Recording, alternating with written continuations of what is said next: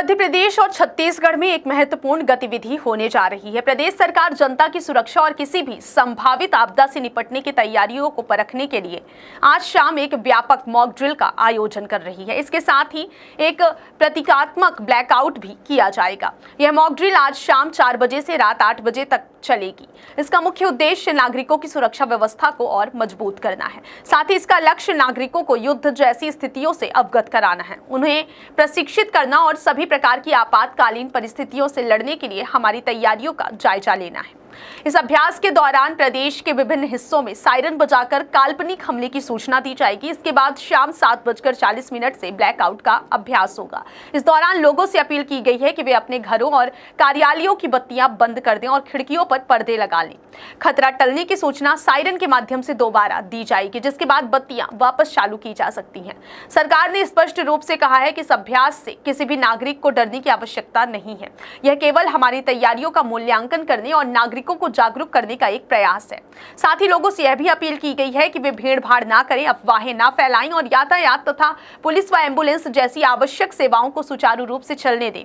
यह ध्यान रखना महत्वपूर्ण है कि यदि कोई व्यक्ति इस मॉक ड्रिल के नियमों का उल्लंघन करता है तो सिविल डिफेंस एक्ट 1968 की धारा 19 के तहत उसे 3 महीने की जेल या 500 रुपए तक का आर्थिक जुर्माना या दोनों सजाएं एक साथ हो सकती हैं।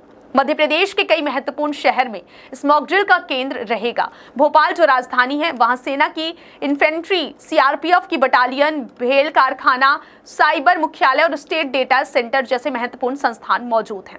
इंदौर में महू स्थित आर्मी वॉर कॉलेज और कमांडो ट्रेनिंग सेंटर के साथ बीएसएफ फायरिंग रेंज है। ग्वालियर में BSF academy, army base, CRPF training centre, air force station और डीआरडीई का महत्वपूर्ण रक्षा अनुसंधान केंद्र है। जबलपुर में सेना के लिए तोपें, राइफलें और लड़ाकू वाहन बनाने वाली आयुध निर्माणियां हैं, जबकि कटनी की ऑर्डिनेंस फैक्ट्री सेना के लिए तोप के गोले और कारतूस के खोखे बनाती है। यह एक महत्वपूर्ण रेलवे जंक्शन भी है। इस मॉक ड्रिल के कई महत्वपूर्ण उद्देश्य हैं। इनमें एयर रेड वार्निंग सिस्टम के दौरान अलर्टनेस की जांच करना, इंडियन एयरफोर्स के साथ हॉटलाइन और रेडियो कम्युनिकेशन को जोड़ना, मेन और सहयोगी कंट्रोल रूम की कार्यप्रणाली सुनिश्चित करना, हमले की स्थिति में आम लोगों और छात्रों को अपनी रक्षा करना सिखाना, लोगों को सुरक्षित निकालने की योजना और उसका क्रियान्वयन जांचना, ब्लैकआउट के दौरान उठाए जाने वाले कदमों की समीक्षा करना, महत्वपूर्ण संस्थानों और बड़े प्लांट्स को छिपाने के तरीकों का अभ्यास करना, सिविल डिफेंस सिस्टम को सक्रिय करना और इमरजेंसी में नागरिकों की मदद करने वाली टीमों जैसे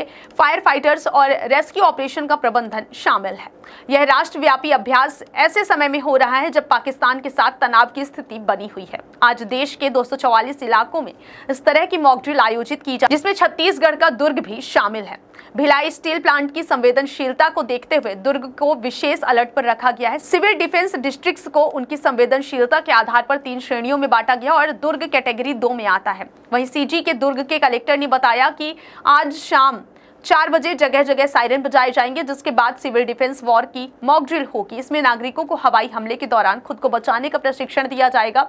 इसका उद्देश्य एयर अटैक की स्थिति में लोगों की सुरक्षा सुनिश्चित करना है। इस मॉक ड्रिल की तैयारियों को लेकर कल कलेक्ट्रेट दफ्तर में एक उच्च स्तरीय बैठक भी हुई, जिसमें दुर्ग संभाग कमिश्नर, आईजी, कलेक्टर और पुलिस व सेंट्रल फोर्स के अधिकारी शामिल थे। लोगों को पैनिक की स्थिति में कैसे प्रतिक्रिया देनी है, इस बारे में एक वीडियो भी जारी किया गया है। गौरतलब है कि देश में पिछली बार इस तरह की मॉक ड्रिल सन 1971 में भारत पाकिस्तान युद्ध के दौरान हुई थी। हाल ही में 22 अप्रैल को जम्मू कश्मीर के पहलगाम में हुए आतंकी हमले के बाद भारत और पाकिस्तान के बीच तनाव बढ़ गया है, जिसके चलते सरकार किसी भी संभावित खतरे से पहले अपनी तैयारियों को सुनिश्चित करना चाहती है। आइए एक नजर डालते हैं इस मॉक ड्रिल के दौरान क्या क्या गतिविधियां होंगी। सायरन बजाई जाएंगी और चेतावनी दी जाएगी। इंडियन एयरफोर्स से रेडियो और हॉटलाइन से संपर्क किया जाएगा। कंट्रोल रूम और शेडो कंट्रोल रूम सक्रिय होंगे। आम लोगों और छात्रों की सुरक्षा की ट्रेनिंग दी जाएगी। Fire brigade, warden, rescue team जैसी सेवाएं सक्रिय होंगी। ब्लैकआउट और जरूरी ठिकानों को छिपाने की प्रक्रिया की जांच की जाएगी। लोगों को निकालने की योजना पर अभ्यास किया जाएगा। बंकरों की सफाई और उपयोग की तैयारी भी की जाएगी। अंत में यह समझना महत्वपूर्ण है कि मॉक ड्रिल एक प्रकार का अभ्यास है, जिससे यह परखा जाता है कि किसी भी आपात स्थिति जैसे हवाई हमले या बम विस्फोट की स्थिति में आम लोग और प्रशासन कितनी तेजी और प्रभावी ढंग से प्रतिक्रिया करते हैं। ब्लैकआउट एक्सरसाइज का उद्देश्य यह दिखाना है कि यदि दुश्मन देश में हमला करता है तो इलाकों को अंधेरे में कैसे सुरक्षित रखा जा सकता है जिससे दुश्मन को निशाना साधने में कठिनाई हो। प्रदेश सरकार की यह पहल निश्चित रूप से जनता की सुरक्षा के प्रति उसकी गंभीरता को दर्शाती है। नागरिकों से अपील है कि वे इस मॉक ड्रिल में सहयोग करें और किसी भी अफवाह पर ध्यान ना दें।